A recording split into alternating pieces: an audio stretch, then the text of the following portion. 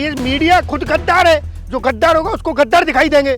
सरकार से पूछिए, आपने सरकार का बयान सुना? नौटंकी हो रही है। अरे इनको कॉमेडी शो में भर्ती हो जाओ। कपिल शर्मा से ज्यादा पैसा कमाओगे आप लोग। क्यों तुम न्यूज में बने हुए हो? क्यों इस देश को धोखा देने की कोशिश कर रहे हो? इस्लामाबाद पे कब्जा कर लिया, लाहौर में घुस गया, ये हो गया, सुबह तक तो ये हो जाएगा। गद्दार है ये देश के। इन गद्दारों के प्रति तो सरकार को कार्रवाई करनी चाहिए, भगाना चाहिए इनको जेल में डालना चाहिए।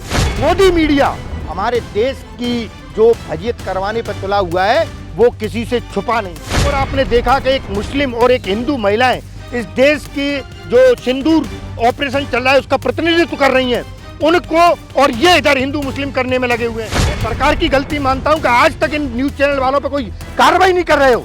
इन पे जो हिंदू मुस्लिम चला रहे हैं, जो इस देश के लोगों को बरगलाने का काम कर रहे हैं। बोलता है कि मैं अपने आप में सबसे बड़ा चैनल हूं और ऐसी फर्जी नंबर 1 चैनल हूं, और वो बोलता है कि इस तरह की फर्जी खबरें चला रहा है। देखिए, सबसे बड़ी बात यह है कि हमें अपने देश के अंदर जो गद्दार छिपे हुए हैं उन गद्दारों को पहचानना होगा, और आज उसका जो सबसे बड़ा रूप है वो है ये जो गोदी मीडिया है।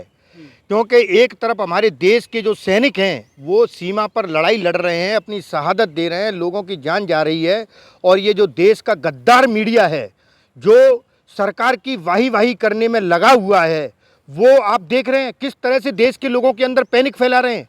कि बताइए, रात को बता रहे हैं कि युद्ध छिड़ गया है, पाकिस्तान ने इधर मिसाइलें छोड़ना शुरू कर दिया है, भारत ने इस्लामाबाद पे कब्जा कर लिया, लाहौर में घुस गया, ये हो गया, सुबह तक तो ये हो जाएगा, कल ये होगा। बताओ लोगों के अंदर कितना पैनिक जा रहा है। और इससे जिन भाइयों के भाई, जिन बहनों के भाई, जिन माताओं के लड़के, जिन पिताओं के लड़के जो बॉर्डर पर लगे हुए हैं वो कितने पैनिक में आ जाते हैं कि इतना बड़ा युद्ध छिड़ चुका है, हमारा बेटा किस स्थिति में होगा। बताइए, ये पैनिक नहीं है तो क्या ये गद्दार है ये देश के? इन गद्दारों के प्रति तो सरकार को कार्रवाई करनी चाहिए, भगाना चाहिए इनको जेल में डालना चाहिए। ये वो गद्दार हैं जो इस देश की खुफिया एजेंसियों की जानकारियों को भी दूसरे देश को अगर बेच दें तब भी कोई गुरेज नहीं होगा, क्योंकि ये देश के गद्दार हैं। इनको सिर्फ अपनी फर्जी टीआरपी चाहिए, फर्जी पैसा चाहिए। ये अपनी दुकान चलाने के लिए किसी भी हद तक गिर सकते हैं।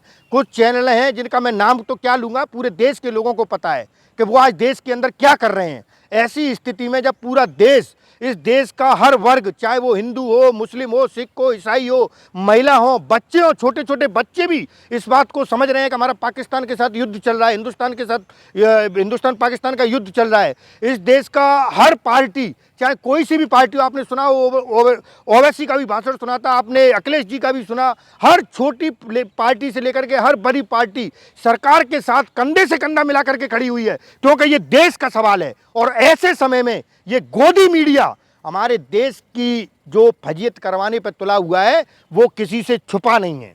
बड़े विपक्ष के बड़े नेताओं ने गद्दार तक बता दिया गया। मैं वही बोल रहा हूं ना कि ये मीडिया खुद गद्दार है। जो गद्दार होगा उसको गद्दार दिखाई देंगे। सरकार से पूछिए, आपने सरकार का बयान सुना?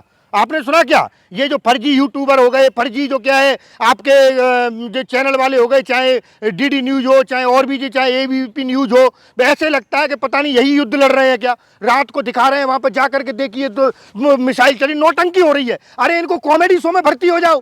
कपिल शर्मा से ज्यादा पैसा कमाओगे आप लोग। क्यों तुम न्यूज में बने हुए हो? क्यों इस देश को धोखा देने की कोशिश कर रहे हो? क्यों इस देश के लोगों को मरवा रहे हो? क्यों इस देश की माता बहनों के सुहाग को उजड़वा रहे हो? अरे ऐसे लोगों को फांसी पर चढ़ा देना चाहिए। ये लोग इस देश में रहने लायक नहीं है। इस देश की सभ्यता को, इस देश की संस्कृति को ये खत्म करना चाहते हैं। कहते हैं ना कि हमारा हिंदुस्तान जो एक अलग अलग फूलों का गुलदस्ता है, उस गुलदस्ते को ये खत्म करना चाहते हैं। एक और आपने देखा कि एक मुस्लिम और एक हिंदू महिलाएं इस देश की जो सिंदूर ऑपरेशन चल रहा है उसका प्रतिनिधित्व कर रही हैं उनको, और ये इधर हिंदू मुस्लिम करने में लगे हुए हैं। आज भी इनको ये अकल नहीं है कि जो पाकिस्तान चाहता था, जो वहाँ के आतंकवादियों ने आकर के जहाँ हरकत की, मुस्लिम पूछ करके जो क्या है गोलियां चलाई, उसी स्ट्रेटजी पे ये काम कर रहे हैं, उनके लिए ये काम कर रहे हैं। क्यों? क्योंकि ये भी वही दिन रात चला रहे हैं। यहाँ देश की एकता और अखंडता को बचाने का सवाल है।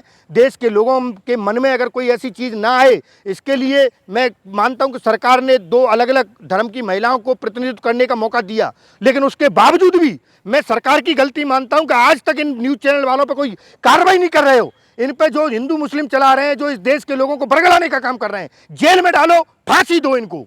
फांसी देनी चाहिए, बिल्कुल फांसी देना चाहिए। देश की एकता और अखंडता को तोड़ने का प्रयास कर रहे हैं। अरे भाई, पूरे विश्व के अंदर जो क्या है, तुम माफी मांगने से काम चलेगा क्या?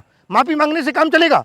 बात बताइए, पूरे विश्व के अंदर जो थू करवा रहे हो, आज जो क्या है ग्लोबलाइजेशन का युग है, पूरे आज अगर आप यहाँ पे खड़े होकर के मैं और तुम बात कर रहे हैं और पूरे विश्व के अंदर ये बात खड़े खड़े जा सकती है 1 मिनट के अंदर अंदर।